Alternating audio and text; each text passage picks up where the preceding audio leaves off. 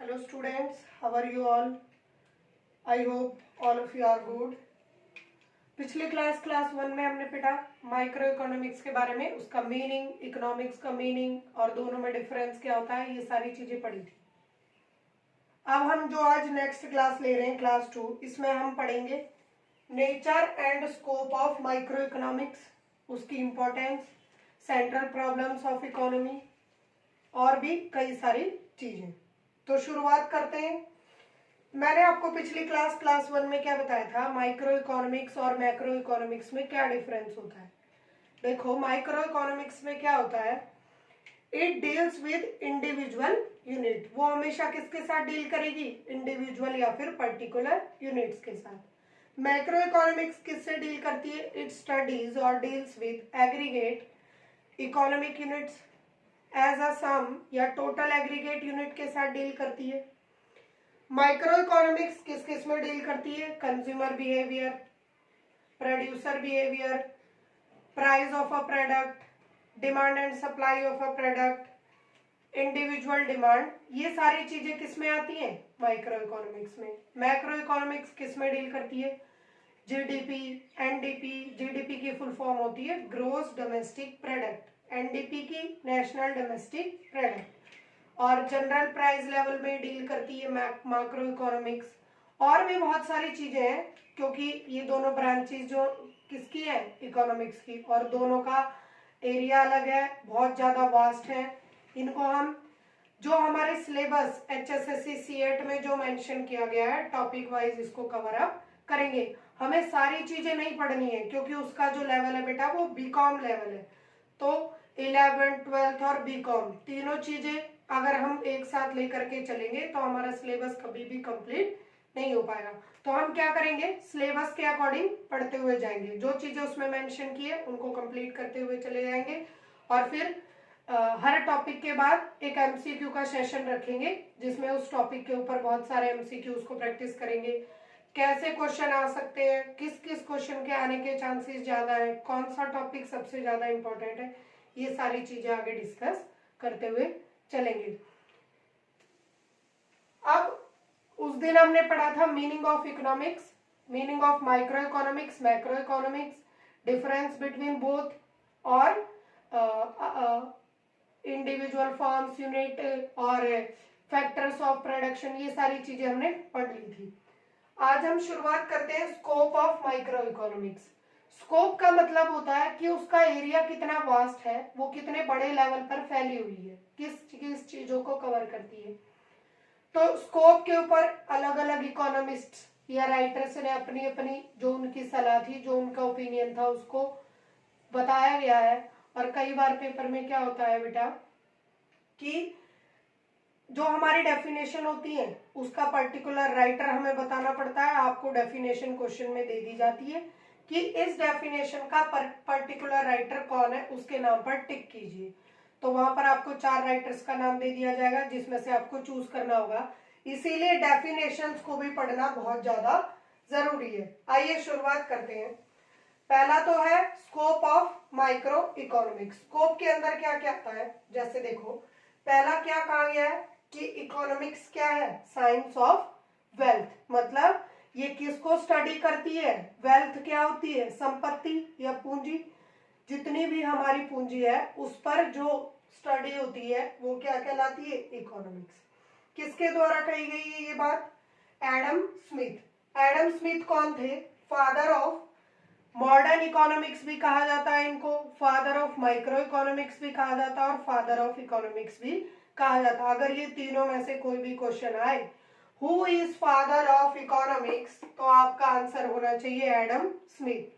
Who is father of modern economics, तो भी आपका आंसर होगा एडम स्मिथ। और अगर क्वेश्चन आता है who is father of micro economics, तो भी आपका आंसर आना चाहिए एडम स्मिथ। लेकिन अगर आपसे क्वेश्चन पूछता है who is father of macro economics, तो आपका आंसर आएगा जॉन मैनियार्ड केन्स। इन्होंने क्या कहा अपनी डेफिनेशन में, इन्होंने अपनी डेफिनेशन दी थी 1776 में, और इन्होंने कहा है an inquiry into the nature and cause of wealth of nation.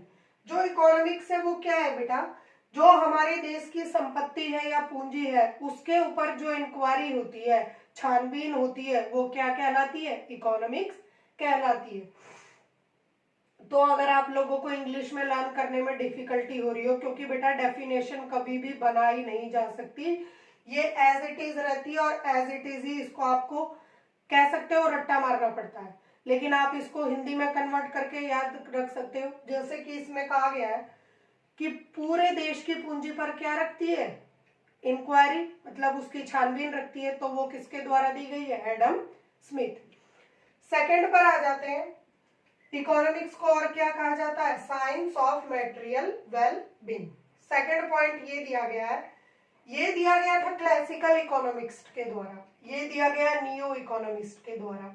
Neo economist कौन थे? Alfred Marshall. इनके द्वारा बहुत सारी थ्योरीज भी इकोनॉमिक्स में दी गई हैं, जिन्हें आप आगे पढ़ोगे। इन्होंने क्या कहा है? Economics is a study of Mankind in the ordinary business of life. जो अर्थशास्त्र है वो क्या है? किसी भी आम बिजनेस की एक स्टडी है, उस पर अध्ययन है या उसकी जिंदगी पर अध्ययन है। It examines that part of individual and social action which most closely connected with the attainment and with the use of material requisite of well-being of human. Second point में ये कहता है कि ये सामाजिक क्रियाओं के द्वारा किसी भी एक इंसान की करने के जो काम होते हैं वो किसकी तरफ होते हैं? हमेशा क्या अटेनमेंट, मतलब क्या पाने की तरफ होते हैं। वो हमेशा चाहते हैं बेटा कि क्या हो? सिर्फ जो मानव जाति है उसका उद्धार हो, या उसको और अच्छी से अच्छी चीजें हम रिसर्च, टेक्नोलॉजी, इन्वेंशन के द्वारा प्रोवाइड करा सके।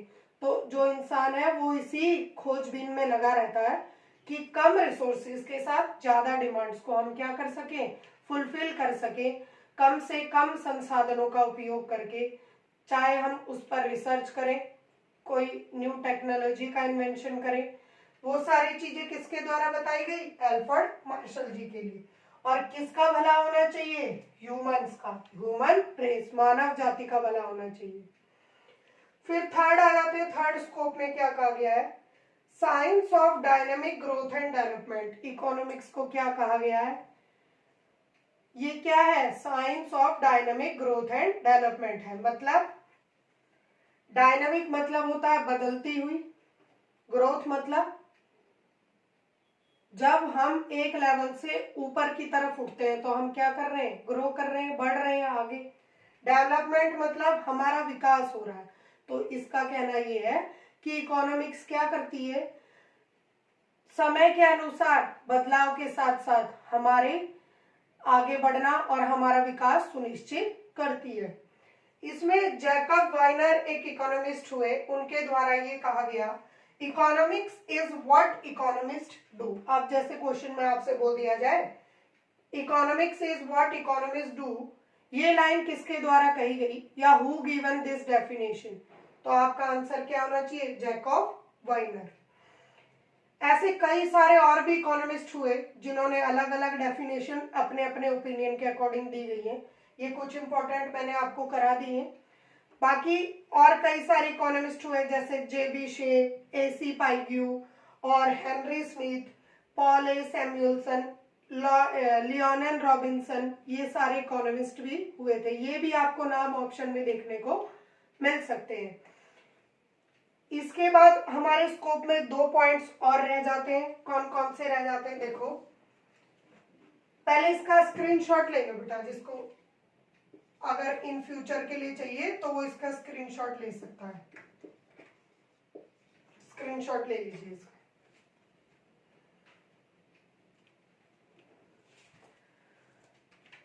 उसके बाद आगे देखना, 4th और 5th स्कोप में क्या कहा जाता है, वो क्या डिस्क्राइब किया करता है।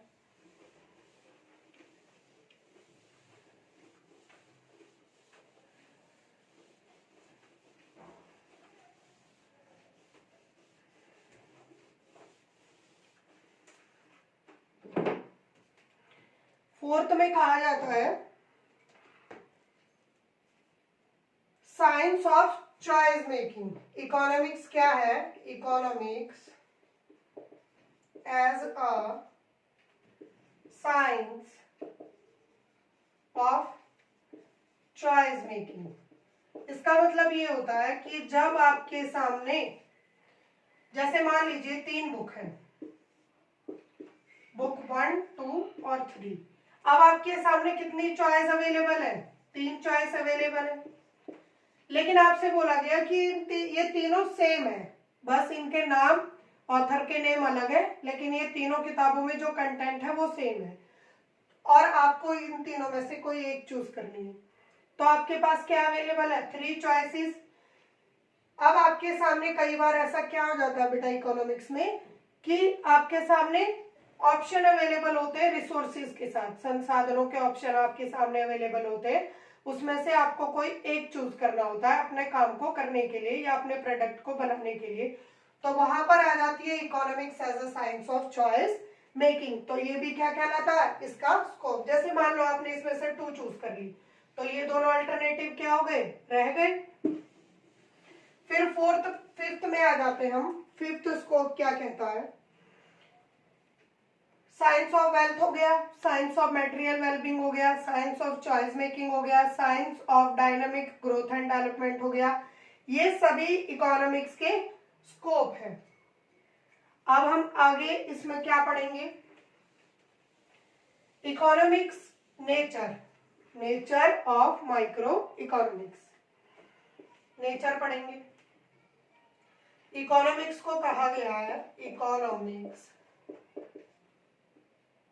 is science as well as arts। क्या कहा गया है इसको? साइंस और आर्ट्स दोनों कहा गया है। हम ना तो इसको पर्टिकुलरली ये बोल सकते हैं कि ये सिर्फ साइंस ही है और ना ही ये बोल सकते हैं कि ये सिर्फ आर्ट्स है। ये दोनों का क्या है? मिक्सचर है। कैसे प्रूफ होगी ये बात? देखो, एक कॉलम बना लो, जो साइंस की क्वालिटीज है वो इधर लिखेंगे और जो आर्ट्स की है वो इधर लिखेंगे। फिर उससे ये प्रूफ हो जाएगा कि ये आर्ट्स क्यों है और ये साइंस क्यों है। कई बार ये कहा जाता है बेटा, it is science in its methodology and arts in it application. तो मेथडोलॉजी के अनुसार ये क्या है? साइंस, और एप्लीकेशन के अनुसार क्या है? आर्ट्स। पॉइंट 1 मिल गया। सेकेंड पॉइंट क्या है? ये यहां पर किस पर बेस्ड है? Facts and figures. यहां पर क्या होता है? एनालिसिस एंड एजम्पशन भी होता है। Analysis and assumption. थर्ड चीज क्या है? इसको क्यों कहा गया है साइंस? क्योंकि इसके जो प्रिंसिपल है वो यूनिवर्सली एप्लीकेबल है। Universally applicable rules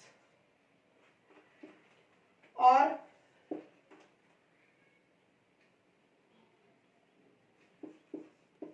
theoretical rules and policies.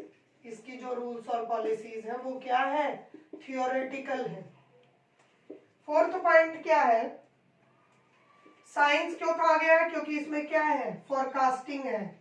हम किसी चीज का अनुमान लगा सकते हैं, इसको हिंदी में कहा जाता है अनुमान लगाना। वेदर फोरकास्टिंग सुना होगा आप सभी ने, वहीं से वर्ड आया है फोरकास्टिंग। और आर्ट्स में क्या है? आर्ट्स में तो फोरकास्ट नहीं होता भाई, लेकिन आर्ट्स में क्या होता है? Practice of knowledge. आर्ट्स में चाहिए प्रैक्टिस ऑफ नॉलेज। और ये किस पर बेस्ड है? Measurement, experiments. साइंस में एक्सपेरिमेंट्स होते हैं, मेजर कर सकते हैं, डायग्राम्स होते हैं, etc। ये सारे फैक्टर हैं जो इकोनॉमिक्स को क्या प्रूव करती है? साइंस की। इकोनॉमिक्स क्या है? साइंस। ये सारे फैक्टर हैं जो इकोनॉमिक्स को क्या प्रूव करती है कि इकोनॉमिक्स क्या है? आर्ट्स है। और एक आर्ट्स की क्वालिटी और एक क्या होती है कि यहाँ पर क्या फॉलो होता है? System of rules. एक रूल फॉलो करने का सिस्टम है, ऐसा नहीं है कि रूल 1 पहले लगाया और उसके बाद सीधा 10 ले आए, नहीं, 1 के बाद सीधा क्या आएगा, 2 आएगा। तो एक रूल्स का जो है वो पूरा सिस्टम है। ये यहाँ पर इकोनॉमिक प्रॉब्लम सॉल्व करने में हेल्प करती है, इकोनॉमिक प्रॉब्लम्स सॉल्विंग। साइंस तो क्या करती है, प्रैक्टिकल प्रॉब्लम्स को सॉल्व करती है, सॉल्विंग प्रैक्टिकल प्रॉब्लम्स। लेकिन आर्ट्स क्या करती है, इकोनॉमिक्स प्रॉब्लम को सॉल्व करती है।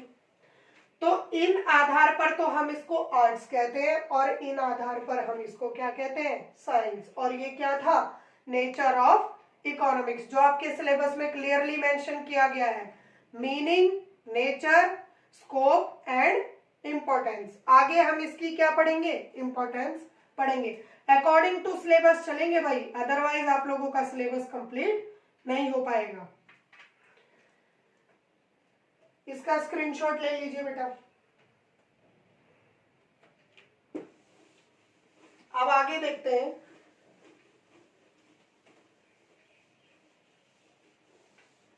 नेचर पढ़ लिया, स्कोप पढ़ लिया,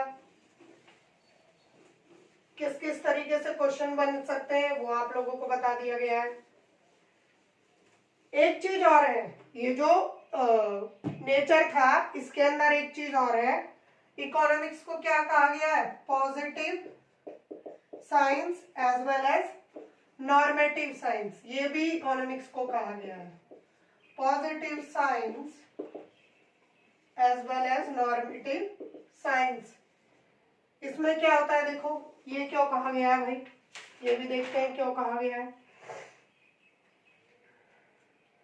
जो पॉजिटिव साइंस है ये किसके द्वारा कही गई है, रॉबिन्सन, लियोन रॉबिन्सन। मैंने आप लोगों को बताया था किसके द्वारा, लियोन रॉबिन्सन। और नॉर्मेटिव साइंस मार्शल के द्वारा, मार्शल एंड आइगेस, इन दोनों के द्वारा नॉर्मेटिव साइंस कहा गया है। किसको कहा गया है, इकोनॉमिक्स को कहा गया है, पॉजिटिव साइंस और नॉर्मेटिव साइंस। अब डिफरेंस देखते हैं क्यों कहा गया है, रीजन क्या है भाई इसको ये कहने का। फर्स्ट है, इट स्टेट्स व्हाट इज, जो पॉजिटिव साइंस है या जो पॉजिटिव इकोनॉमिक्स है वो क्या कहती है, वो हमेशा ये बताती है कि ये क्या है, व्हाट इज। लेकिन जो नॉर्मेटिव है वो क्या बताती है, it states what ought to be, ये क्या हो सकता है, and what it should be, और इसे क्या होना चाहिए, ये हमें कौन बताती है, नॉर्मेटिव। सेकंड पॉइंट देखिए, ये आप लोगों को एज अ डिफरेंस भी मिल रहा है और एज अ डेफिनेशन भी मिल रहा है। ये लाइन इसीलिए खींची जा गई है कि आप लोग इजीली कोरिलेट करके इसको जल्दी से जल्दी रिवाइज कर सको या फिर पढ़ सको। अब इसने कहा है कि सेकंड रीजन बताओ कि इसको पॉजिटिव साइंस भी कहा गया और नॉर्मेटिव भी। सेकंड रीजन क्या था कि पॉजिटिव इकोनॉमिक्स जो है वो कॉज एंड इफेक्ट रिलेशनशिप पर बेस्ड है, कॉज एंड इफेक्ट रिलेशनशिप।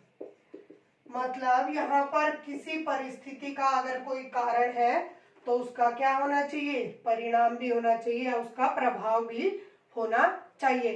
अगर सिर्फ परिस्थिति का कारण है, कोई प्रभाव नहीं है, तो वो किस में नहीं आएगी, पॉजिटिव इकोनॉमिक्स या पॉजिटिव साइंस में वो नहीं आएगी। सेकंड थिंग इसमें क्या दी गई है, यहाँ पर ये किस पर बेस्ड है, वैल्यू जजमेंट्स पर बेस्ड है। मतलब ये थोड़ा हर चीज को समाज पर आधारित लेकर के चलती है, सिर्फ प्रैक्टिकली नहीं सोचती, उसको रियलिटी में क्या इफेक्ट पड़ेगा वो भी सोचती है। थर्ड, एक एग्जांपल के थ्रू समझते हैं कि क्या दिक्कत है और क्या होती है पॉजिटिव साइंस और नॉर्मेटिव साइंस में डिफरेंस। जैसे मान लीजिए बेटा, mixing of certain chemicals produces atom bomb, mixing of certain chemicals produce atom bombs.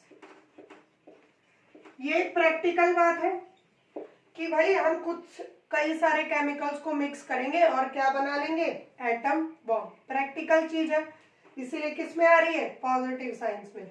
लेकिन जो नॉर्मेटिव साइंस है, जो समाज पर आधारित है, वो क्या कहती है, atom bomb production, atom bomb should not be produced, atom bomb should not be produced। क्यों नहीं प्रोड्यूस होना चाहिए, क्यों इसका उत्पादन नहीं होना चाहिए, क्योंकि ये ह्यूमन रेस के लिए क्या है, डेंजरस है, हानिकारक है। एटम बॉम्ब हो, न्यूक्लियर बॉम्ब हो, ये सारी चीजें जो बनाना पूरी दुनिया के लिए, पूरी मानव जाति के लिए क्या है, हानिकारक है। इसीलिए नॉर्मेटिव साइंस इस चीज को फेवर नहीं करती और वो क्या कहती है, atom bomb should not be produce. लेकिन जो प्रैक्टिकली है वो क्या कहता है कि कुछ सारे केमिकल्स को मिलाकर हम क्या बना सकते हैं, एटम बॉम्ब। होप यहाँ से आप लोगों को पॉजिटिव साइंस और नॉर्मेटिव साइंस में क्या क्या डिफरेंस है समझ में आया होगा।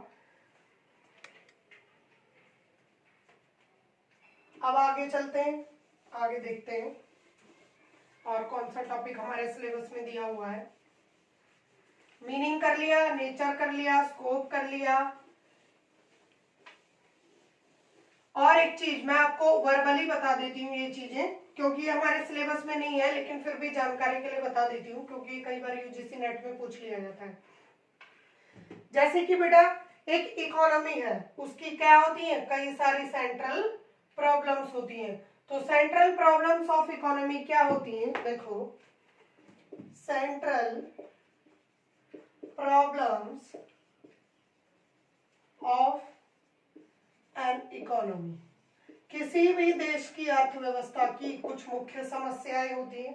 पहली क्या है, व्हाट शुड बी प्रोड्यूस, किसका उत्पादन होना चाहिए, भाई जो जनता चाहती है, जो उनकी नीड है, उसी चीज का तो उत्पादन करेंगे। जनता ये कभी नहीं चाहेगी कि एटम बॉम्ब का उत्पादन हो, वो हमेशा क्या चाहेगी, किसका उत्पादन होना चाहिए, व्हीट, राइस और जो हमारे खाने की चीजें, dairy products. Second, how to produce, इन सारी चीजों का उत्पादन करेंगे कैसे। और थर्ड, हाउ टू डिस्ट्रीब्यूट, और करने के बाद इनका बंटवारा पूरे देश में कैसे किया जाएगा। ये तीन समस्याएं हर इकोनॉमी के सामने बहुत ज्यादा जटिल होती हैं। किसी भी इकोनॉमी के सामने ये जो तीनों समस्याएं हैं ये अवेलेबल होती हैं। इकोनॉमिक्स को करने के दो मेथड पढ़ाए जाते हैं, डिडक्टिव और इंडक्टिव। ये आप लोगों के सिलेबस में नहीं है, लेकिन फिर भी आपकी नॉलेज के लिए मैंने इतना बता दिया कि टू मेथड्स ऑफ स्टडी होते हैं, डिडक्टिव एंड इंडक्टिव मेथड। उसके बाद सेंट्रल प्रॉब्लम्स बता दी, और एक और होती है भाई, फॉर वूम टू प्रोड्यूस, किसके लिए उत्पादन करें, फॉर वूम टू प्रोड्यूस, मास के लिए उत्पादन करना है या फिर कुछ पर्टिकुलर स्पेसिफिक लोगों के लिए करना है, वो सब चीजें होती है।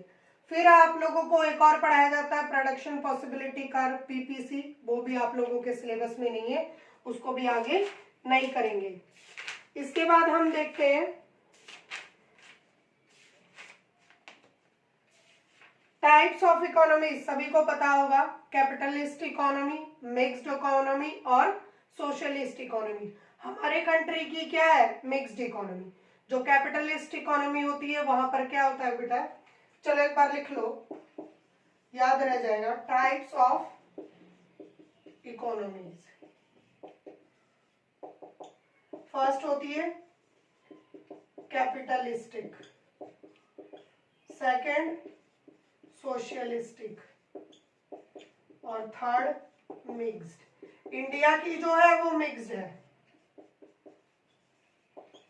कैपिटलिस्टिक इकोनॉमी या कैपिटलिज्म क्या होता है, या कैपिटल इकोनॉमी क्या होती है, उसमें जितने भी रिसोर्सेज होते हैं, जितने भी देश की पूंजी संपत्ति सब कुछ होती है, वो सारी प्राइवेट ओनर्स के पास होती है। सोशलिस्ट में गवर्नमेंट के पास होती है, और मिक्स्ड में दोनों का शेयर होता है, कुछ चीजें प्राइवेट के पास होती है, कुछ चीजें गवर्नमेंट के पास होती हैं। तो इंडिया की जो इकोनॉमी है वो कैसी है, मिक्स्ड है। अब हम पढ़ेंगे इंपॉर्टेंस ऑफ माइक्रो इकोनॉमिक्स।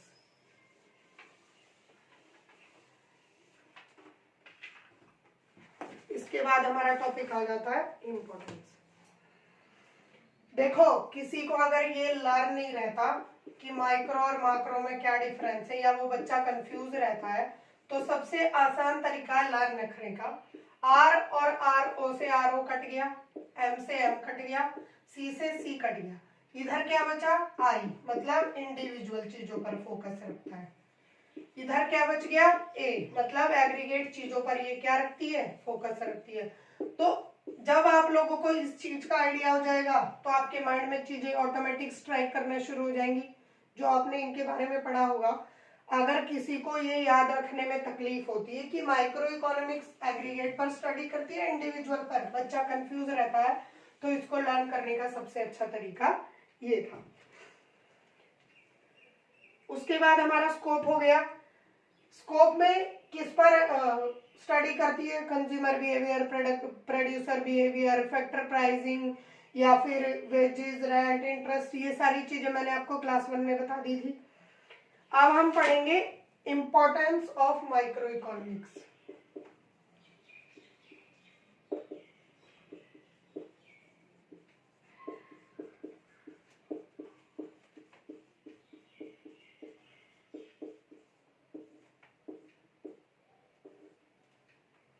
चलो भाई, एक एक करके देखते हैं।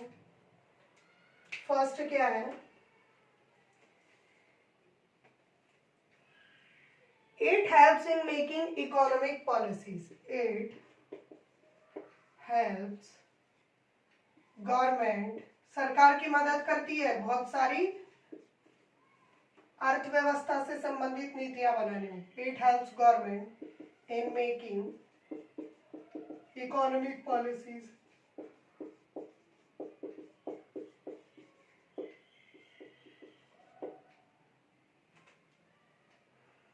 Second,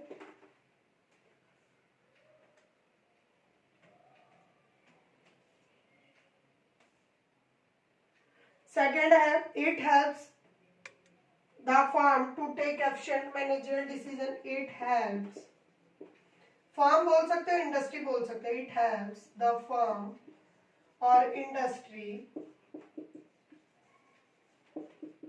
to take managerial decision. क्या लेने में मदद करती है, मैनेजरियल डिसीजन।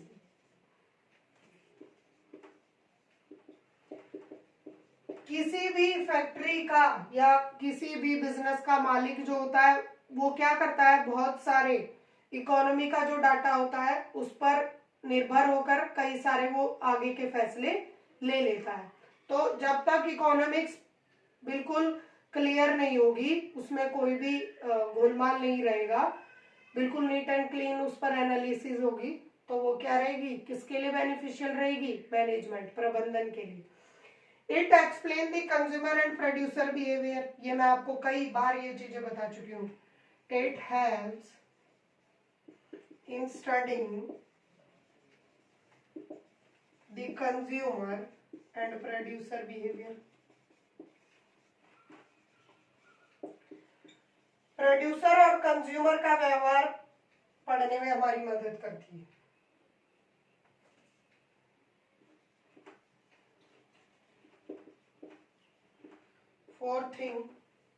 फोर्थ पॉइंट क्या होगा, it explain the functioning of a economy, किसी भी अर्थव्यवस्था का जो काम करने का तरीका है वो बताती है। It helps in functioning of economy.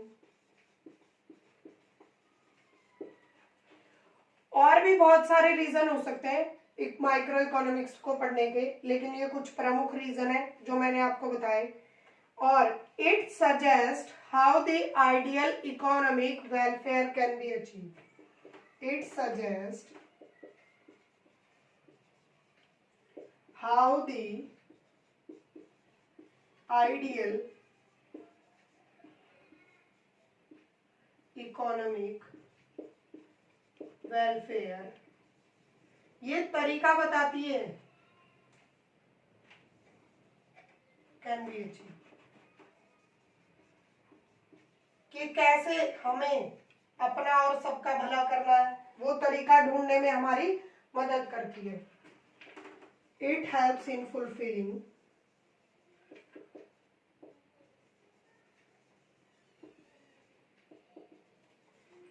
Various public demands, जनता की मांगों को पूरा करने में, various public demands with the available resources, जो संसाधन हमारे पास मौजूद है उससे जनता की मदद करने में या उसकी मांगों को पूरा करने में हमारी मदद करती है।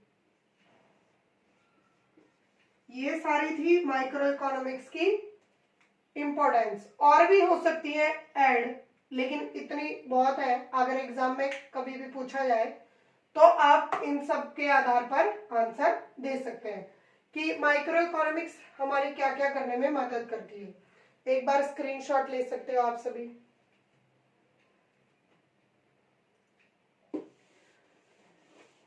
आप बेटा कल की और आज की क्लास में जो मैंने आपको कराया उसमें से कई सारी चीजें हमें वर्बली भी लर्न होनी चाहिए। रेक्टाफिकेशन से कभी भी काम नहीं चलेगा जब तक चीजें आपकी समझ में नहीं आएंगी। कल मैंने आप सभी से पूछा था कि who is father of economics, father of modern economics and father of micro economics. देखो अगर क्वेश्चन आता है who is father of micro economics, modern economics या फिर इकोनॉमिक्स, अगर इन तीनों में से कुछ भी लिखा हो तो आप इसका आंसर क्या देंगे? Adam Smith. ये नाम आपको कभी नहीं भूलना है अगर आप इकोनॉमिक्स के स्टूडेंट हैं। सेकंड, अगर आपसे पूछा जाए who is father of macro economics तो आंसर क्या होगा? John Maynard Keynes. ये दोनों चीजें बिल्कुल, इनमें से एक क्वेश्चन श्योरली बनेगा, चाहे तो आपसे माइक्रो इकोनॉमिक्स पूछा जाए या फिर मैक्रो इकोनॉमिक्स पूछा जाए। आज के लिए इतना ही। अब हम कल की क्लास में मतलब क्लास 3 में पढ़ेंगे theories of demand, nature of demand function और इलास्टिसिटी ऑफ डिमांड। डिमांड क्या होती है? किसी भी चीज की मांग या किसी भी संसाधन को यूज करके कोई भी प्रोडक्ट बनाया जाए जो हमारी जरूरत को पूरा करे, वो डिमांड कहलाता है। Thank you all for watching this video. मिलते हैं क्लास 3 में।